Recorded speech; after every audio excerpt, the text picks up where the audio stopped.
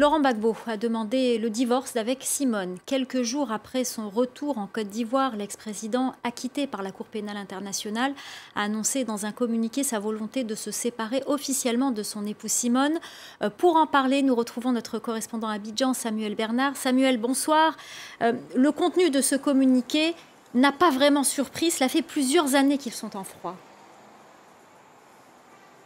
Oui, alors tout à fait. Et puis par ailleurs, ici en Côte d'Ivoire, tout le monde se souvient du geste qu'a eu Laurent Gbagbo à l'égard de Simone à son arrivée à l'aéroport, du revers de la main, lui signifiant qu'elle n'était pas la bienvenue. Alors donc évidemment, on n'a pas été très surpris de l'annonce de cette demande de divorce, autant qu'il y avait un certain nombre de rumeurs depuis un certain temps. Donc oui, ce communiqué vient finalement uniquement les dissiper. Et puis en outre, il y avait finalement cette demande de divorce qui existait déjà, puisque Laurent Gbagbo avait déjà fait une demande de divorce à l'amiable à l'égard de Simone Gbagbo, qu'elle avait donc refusée. Enfin, donc, il faut ajouter une autre chose, c'est qu'aujourd'hui, Laurent Gbagbo vit avec une autre femme avec qui il est donc depuis des années. Il y a même déjà fait un mariage traditionnel avec elle. Donc finalement, ce divorce, c'est aussi quelque chose qui vient donc clarifier la situation vis-à-vis d'elle.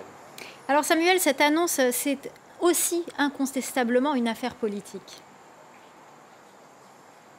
Alors oui, évidemment, aujourd'hui, si on parle de ce mariage, c'est avant tout pour cette raison. Il faut bien rappeler que le couple Laurent Gbagbo et Simone Gbagbo, c'est un couple emblématique du paysage politique ivoirien. Il faut bien rappeler que ce sont eux deux qui ont fondé en 1982 et dans la clandestinité le Front populaire ivoirien. Aussi, ce qu'il faut ajouter, c'est que Simone Gbagbo, ce n'est pas du tout un personnage politique de second plan, et en particulier au sein du FPI.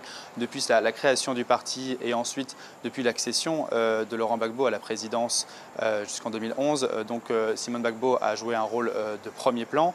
Et ensuite, depuis le départ de Laurent Gbagbo, il faut bien préciser qu'elle a tenu finalement le parti à bout de bras, et en particulier la ligne pro-Gbagbo, la ligne des Gor, donc des Gbagbo Ourien, c'était sa première avocate.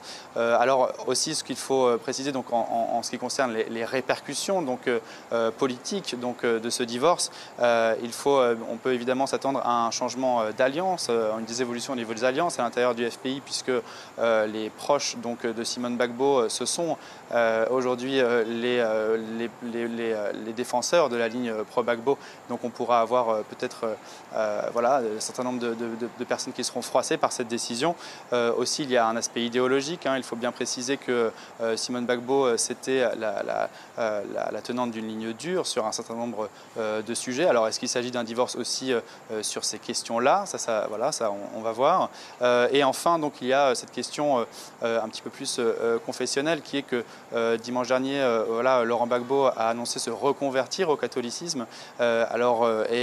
Simone Gbagbo est donc une tenante de la ligne néo-évangélique à l'intérieur du FPI. Donc, est-ce qu'il s'agit également d'un divorce sur la question religieuse? Ça, on va le voir. En tout cas, à l'heure actuelle, un grand nombre de questions subsistent à l'intérieur du FPI et sur son avenir. Mais une chose est sûre, ce divorce marquera un tournant pour le paysage politique ivoirien et en particulier pour le FPI. Merci beaucoup Samuel Bernard, merci pour toutes ces précisions.